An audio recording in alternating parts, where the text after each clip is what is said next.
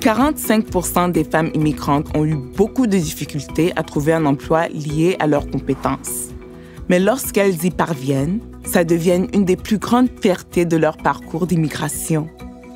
Dans cette capsule, je plonge avec vous dans ce qui fonde et stabilise la nouvelle vie de ces femmes, l'emploi et l'entrepreneuriat.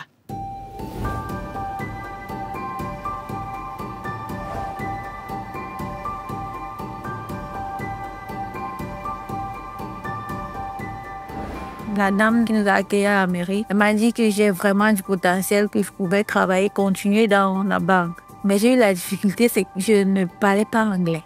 J'ai été retenue dans plusieurs banques, mais par rapport à la langue, j'étais bloquée, je ne pouvais pas travailler. Sans travail ni revenu, la survie de ces femmes est pratiquement impossible. Ça peut les entraîner dans une spirale d'obstacles qui peut rendre leur processus d'immigration invivable. Le fait d'être surqualifié par rapport aux opportunités qui leur sont offertes a un impact direct sur leur estime personnelle. Cette réalité engendre des répercussions sur leur santé psychologique. S'ajoute une charge de travail supplémentaire liée à l'apprentissage d'un nouveau métier. En plus, ne connaissant pas leurs droits, elles acceptent des conditions qu'elles ne devraient pas subir et qui ne seraient même pas tolérées par les normes du travail. Sans être informées correctement, doublées d'une crainte de perdre leur emploi, comment pourraient-elles se défendre? Elles ont définitivement besoin d'être soutenues.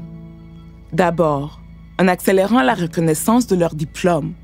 Ensuite, en sensibilisant les gestionnaires aux préjugés qu'elles subissent, comme par exemple à propos de leurs compétences à occuper des postes plus élevés. J'ai une maîtrise en gestion. Great, are you good at cleaning? Surtout, sont-elles au courant qu'elles trouveront des milieux de travail francophones dans toutes les provinces du Canada? Travailler en français est une merveilleuse opportunité d'adoucir leur intégration en milieu majoritairement anglophone.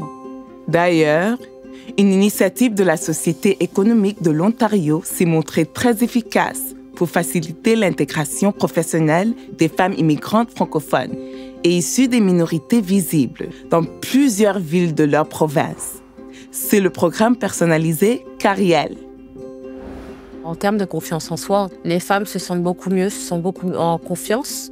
Il y a cette proximité aussi de pouvoir nous contacter pour demander des conseils sur des CV, pour demander des conseils sur des entreprises, sur comment appliquer, comment se passe une entrevue. Donc on fait des préparations à l'entretien pour ces femmes-là. Donc du coup, elles se sentent beaucoup plus en confiance et elles nous réfèrent leurs amis, leurs sœurs ou leurs cousines pour ce programme-là.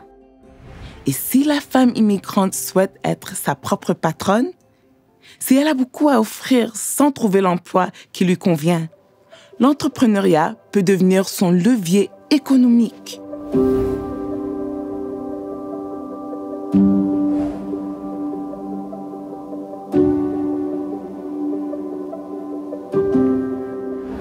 Ce que j'avais dans la tête, c'est comment continuer mes activités entrepreneuriales ici à Toronto, malgré le fait que je suis francophone, je suis noire, je suis petite. Bref, c'était vraiment difficile dans les débuts, je le dirais, parce que faut tout reprendre, faut tout apprendre aussi, faut chercher comment s'intégrer.